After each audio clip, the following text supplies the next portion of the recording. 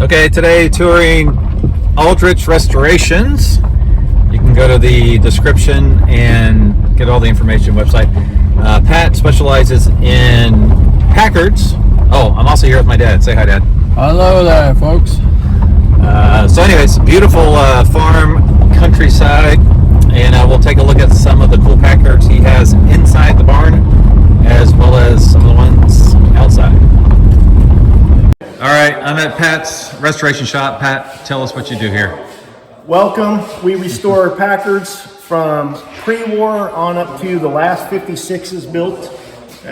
We do full restorations, we do mechanical, we will do minor maintenance on vehicles, we caretake a couple collections for some clients. We do work honestly all over the world. We ship engines out overseas. We work exclusively with other shops that are involved in Packard work, but they don't have the expertise to do Packard work. And we pretty much have fun. It's been 30 years now of doing this. It's had its ups, it's had its downs. I'm kind of in the sunset period of it now, so I'm getting to enjoy it more. What we have going on behind me, you see a couple cars that are in waiting. Pretty neat car here.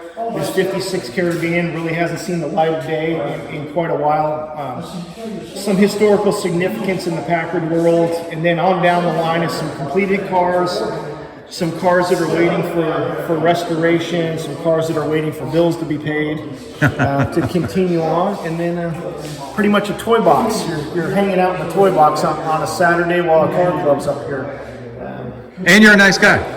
Pretty decent guy, fun to hang out with at the bar. So, all right, we'll show you some more of the place. All right, so in here's the main shop where we do most of the teardowns and the rebuilds. We have a 39 club sedan, V12 club sedan on the lift.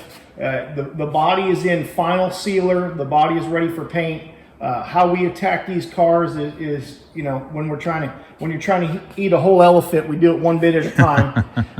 We get the bodies ready for paint, and then we get the cars to where they drive under their own power. That way, if we scratch anything in the process of it, we can address that before it goes to paint, and that's that one. So the 3912. Yeah, it looks great with the V12 up there. Got a good shot of that. 56 Caribbean. This was an actual production car. So the one that you've seen inside the last shop, all covered in dust. This is what actually went to production, and the car that they made 263 of. This one here. So wow, not many. This has been about a 5-year restoration, and we will be taking this one to All Park in a couple weeks. Oh, cool. 53 Caribbean convertible. This is my wife's car. That's the first car that her and I did. Kind of brought us together, so that thing's shown about 17, 18 years of age on it. She drives it, I drive it. It's a good go-to car. All right, and one more. This one here, this is a Peterson family car from the Classic Car Club in the AACA world, the Petersons. This is Uncle Jerry Peterson's from down in Atlanta, Georgia area. More or less a ground-up restoration on this car. We're waiting on a convertible top for it, and then this car will be back to Uncle Jerry's hands down in Georgia. All right, thanks for the tour, man. No problem. No problem. You want to see the body shop? It's a 41 Packard Business Coupe. This one is undergoing a more or less a ground-up restoration of a good original car.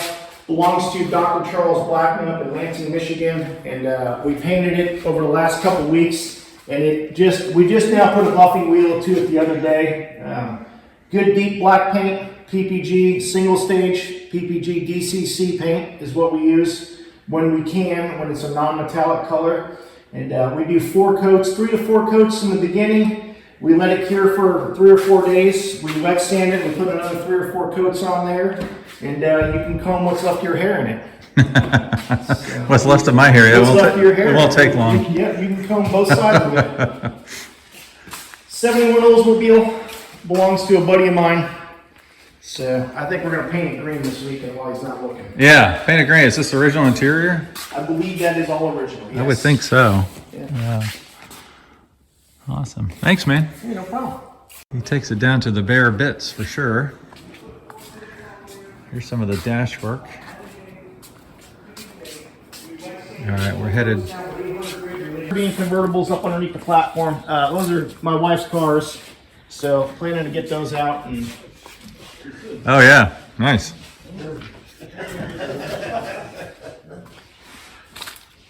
I thought you were retiring in 3 years. I am retiring 5 years. 5 years, but that was 5 years. You told me that a year ago. No.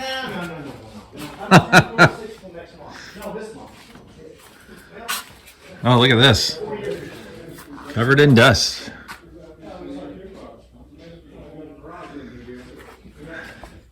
Ran when parked. Oh yeah, look at the paint. That's pretty cool. Some more engines. Lots of parts. I was out in Colorado, and when I was out in Colorado, Transmission up there. shit didn't rust out there. The stuff that I'm starting out with now.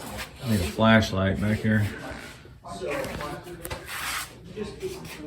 Pretty cool. All right, here's all the fun stuff that's outside. So Pat is actively trying to get rid of some of this stuff. So if you are wanting a project car or need some sheet metal or whatever, contact him, because I know he's trying. Look at this thing. This is cool. Now, it might not include this one. I don't know. But I know he's trying to get rid of some of the tonnage back here, which I just think is such cool stuff. Let me look at all of them.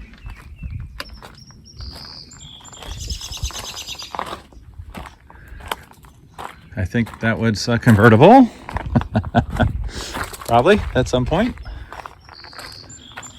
Let's get a look down here.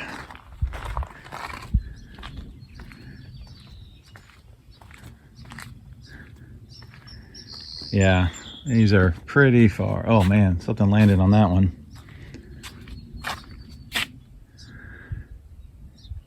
Got the engines, got the doors. I did this car 1990. I was 15 years old, whatever the hell it was when we did this car. Did the engine on the car, and then a good friend of ours was a paint body guy.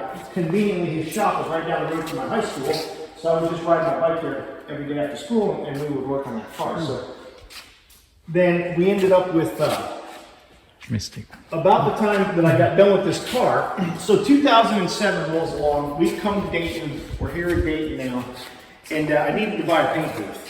And I never drove this car because we had the blue convertible done at that point in time, and then I think we had the Panama with us. So I found myself never driving this car. So I decided, you know what, I'm gonna sell this car. So I take this thing up to Dean Cruz auction up in Auburn, and I sold the car for $15,000, and I bought my paint booth. I regretted selling the car the minute I sold the car. And I said, that's just unfortunate, but it is seller's remorse. Life goes on. I got the paint booth. So about probably 5 years ago now, a friend of mine sends me a link on Facebook. He says, hey, I think this is your old Packards on your website. Lo and behold, it's down in Texas at a place called Dick's Classic Garage in San Marcos, Texas. So sure enough, it's my car. I called down there, talked to a guy on the phone. He's like, yeah, we've had that car for quite a few years. He goes, Dick's been thinking about selling that car, getting rid of it, and just getting a different car in. So he goes, yeah, we'd be glad to sell that car. I said, all right, well, this is great. What are you going to have for it? He goes, well, looks like we bought the car 3 years ago at Bonham's for $28,000. I sold it for $15,000. So for $28,000, they bought the car plus $2,000 to ship it to Texas. So he says, you know what? For $30,000, we'll let you have the car back. I said, I can't do that. I sold it for $15,000. I can't buy it back for twice. A year or two later, Dick passes away. Car comes up, it's going to get liquidated. So it ends up down at RM Auctions in Fort Lauderdale, 2019. So a gentleman at the time was working up there named Tim Trailer. Matt Trailer. Yep. From up in Auburn. So I became friends with him, called him up. He's like, hey man, he goes, yeah, that car he goes, we're estimating it at about $24,000. So okay, that's a little better than 30. So let me swing that. So we get on a plane, fly down there to Fort Lauderdale, stay in the Hilton across from Fort Lauderdale. I won the car back at auction for $25,000. Plus RM puts their 10% on top of it, so now we're at $27,500. Plus they charge $250 to have Tammy do the paperwork for you.